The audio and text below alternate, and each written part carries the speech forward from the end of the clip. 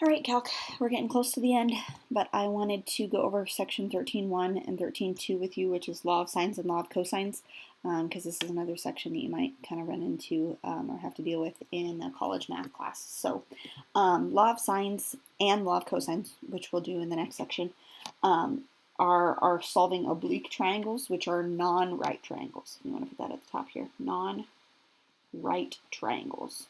That's when you use these two formulas, okay? And the law of sines is when you have two sides and two angles, okay? One of those you will be solving for. So out of these four things together, the two sides and two angles, you'll be solving for either a side or you'll be solving for an angle. So you'll have one of those four pieces missing, okay? So the formula for law of sines is A over sine A equals B over sine B equals C over sine C. Usually I cross out the third one because you're only ever setting two of them equal to each other, and you're just setting it up as a proportion. And then you'll cross multiply and divide and do it that way. A lot of people like to do it instead of A over sine A. They'll write it as sine A over A. I actually just got done doing this with my trig class, and this is the formula that they had us write in the book.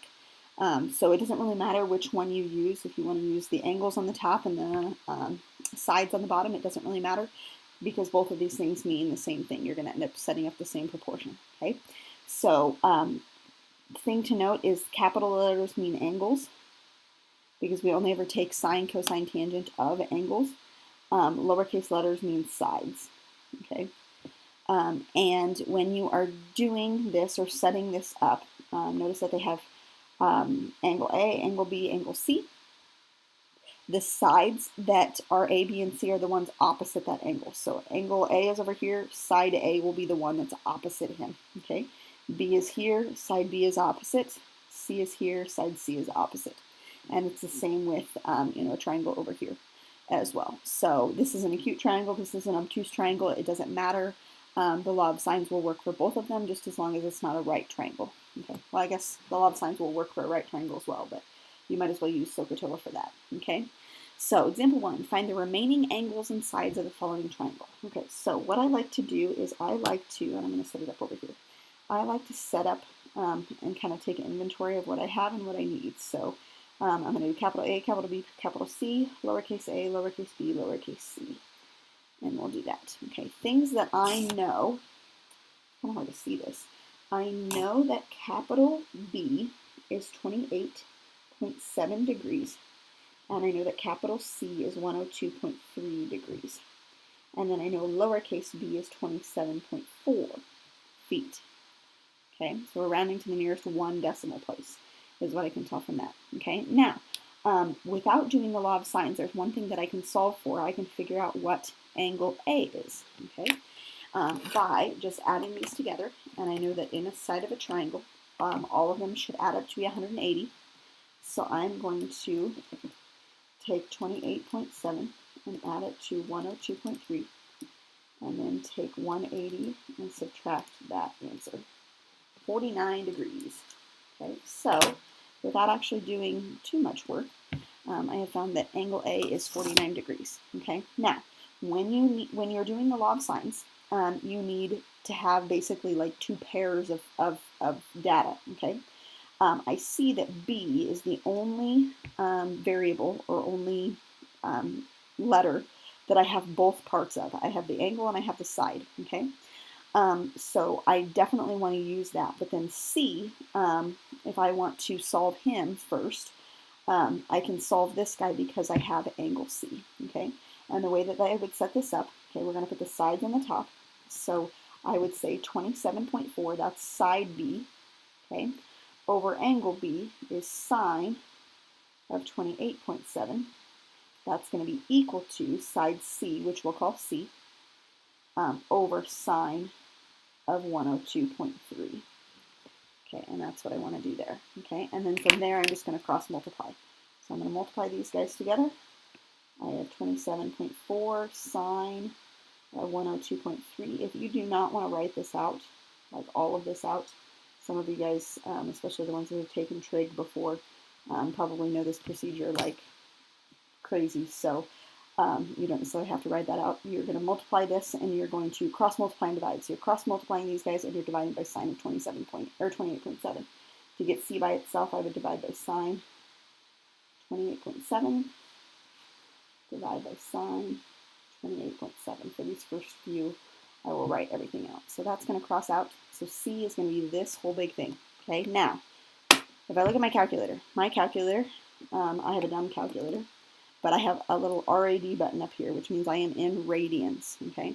You need to make sure that your calculator is in degrees before you do this, okay? So if you don't know how to switch that, message me or something, and I will help you do that, okay? So practice typing this in your calculator so you make sure that you get the right answer. If you are not getting the right answer, you're probably going to be in radians and degrees. So now I'm in degrees, okay? So I'm going to type this in, 27.4 times sine of 102.3, close parentheses. I'm going to hit enter, divided by sine of 28.7. And that is going to give me a C of 55.7, okay? So 55.7, holy cow, that's way bigger than B, right? Okay, so kind of look at this just to see if this seems reasonable. 27.4 was what B was. This is like double. Letter C is double what lowercase b was, but look at the angle. Okay, the angle that I have for capital C is way larger than the angle for capital B.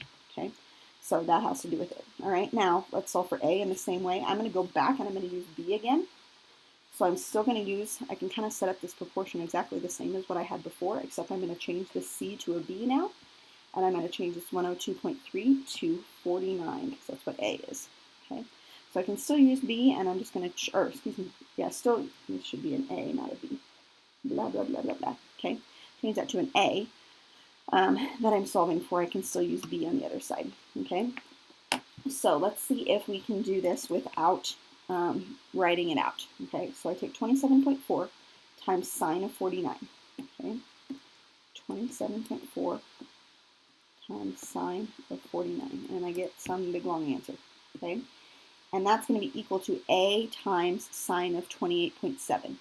Then I'm going to divide by sine of 28.7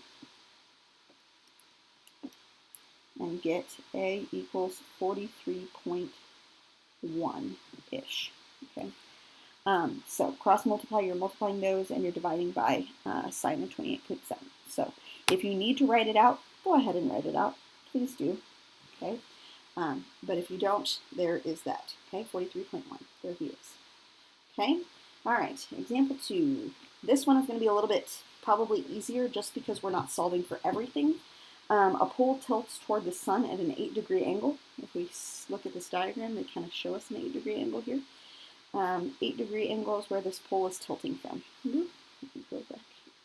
8-degree angle. Okay, so if I look at this triangle here, before we move on, if I look at this triangle here, this total angle, if it's got an 8-degree tilt, how big will this angle be? Well, that'll be 98 degrees because he has a right angle there. Okay, so 98 degrees is that angle. They tell me it's casting a 22-foot shadow. I'm going to make that bigger down here. So this bottom side right here is a 22-foot shadow. The angle of elevation is 43 degrees. That's this guy, 43 degrees. And they want to know how tall the pole is. Okay, that thing right there. Okay, so if I set up my law of sines, okay, I know that I'm going to have to use 22, right? 22 is the side that I want, or that I have. The side that I want, we'll put as a question mark. That's the one that we don't know, okay? Now the question mark is opposite of angle 43, so I know that I need to put sine of 43 on the bottom here, okay? But then below my 22, I need to use the angle that's opposite 22, and I don't know what this angle is right here. Okay, but I can figure it out pretty easily, because this is 98, this is 43, and that angle should add up to be 180. So what will that top angle be? I don't know, let's figure it out. 98 plus 43, and I am going to take 180 minus that answer, and this guy is 39 degrees. So now I can use sine of 39 degrees right there. Okay, So I'm going to do this again, cross multiply. So I'm going to multiply those two together, and then I'm going to divide by sine of 39, and that's going to give me my question mark here.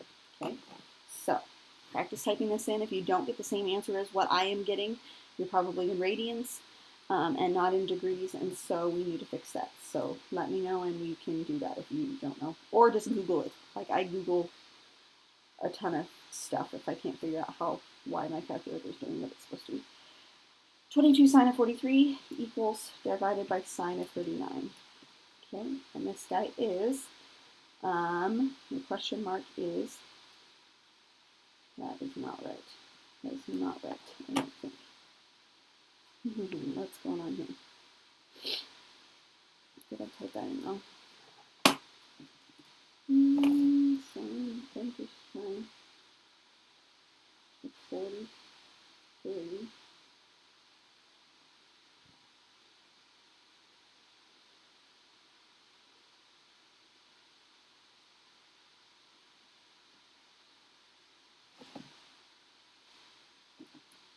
Okay, sine 43.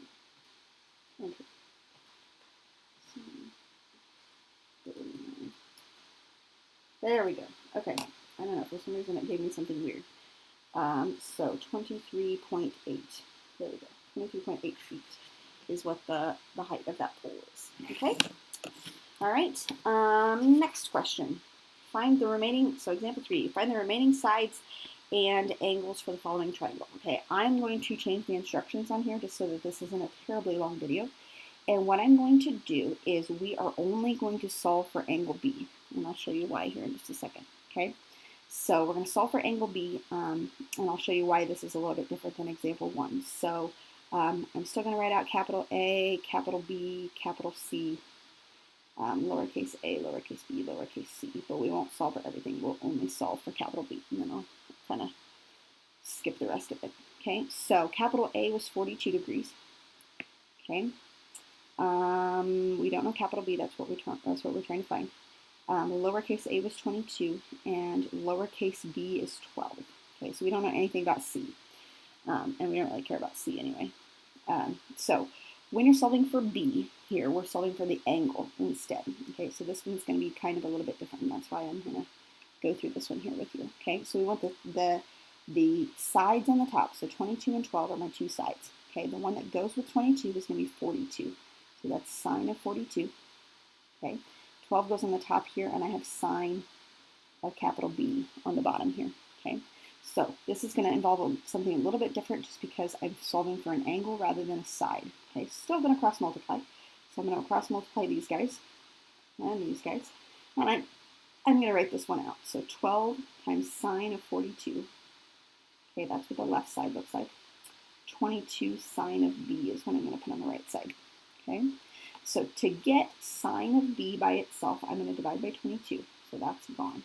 Okay, divide by 22, and I'm going to get an answer. So let's go ahead and do that left side, and let's see what answer we get. So 12 sine 42 divided by 22. And I get a really big long decimal, 0.36498, blah, blah, blah.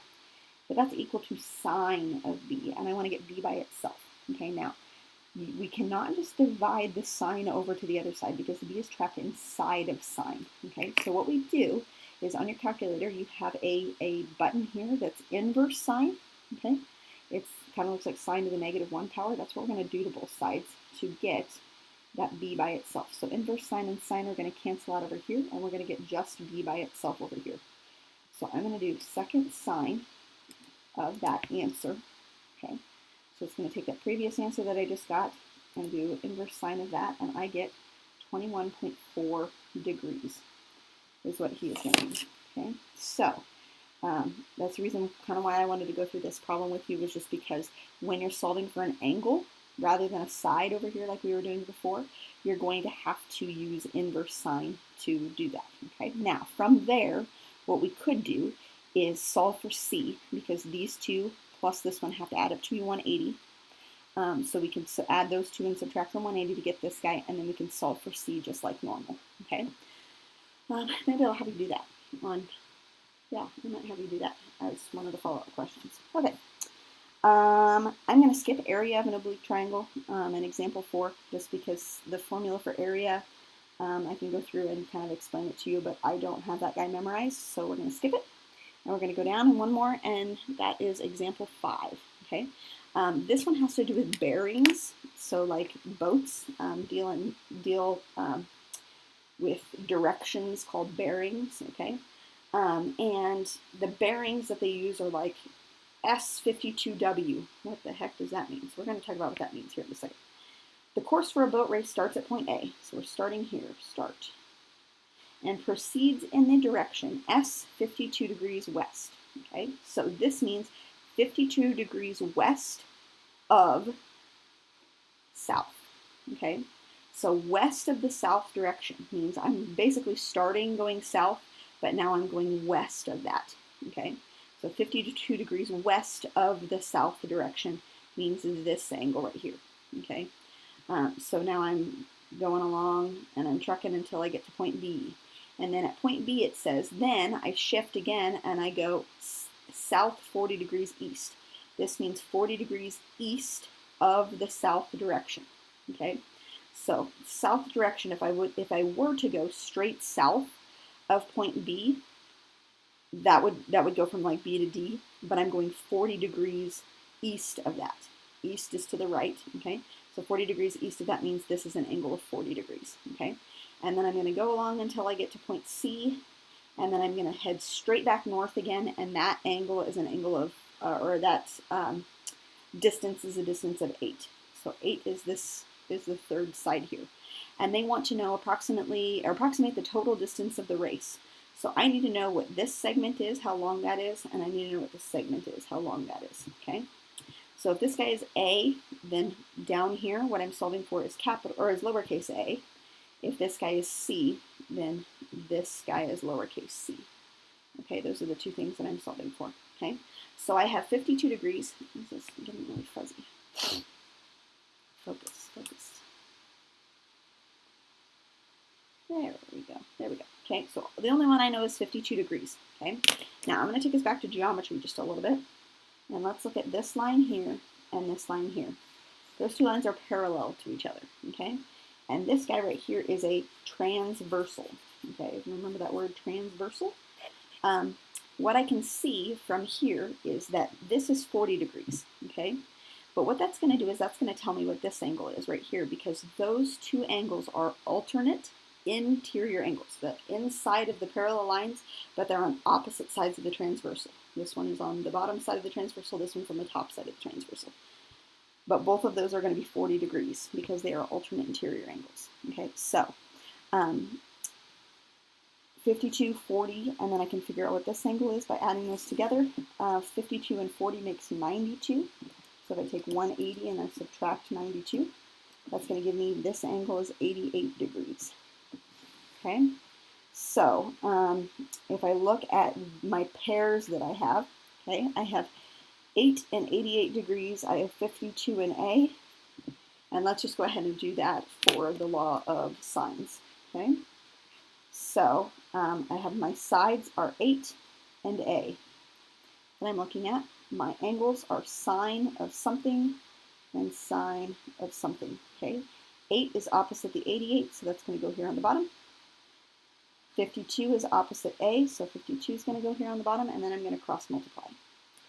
So I multiply those, okay? So the ones that I'm going to multiply to start with are 8 and sine of 52.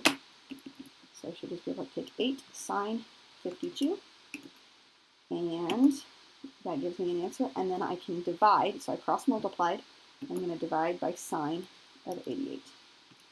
And I am getting A equals 6.3.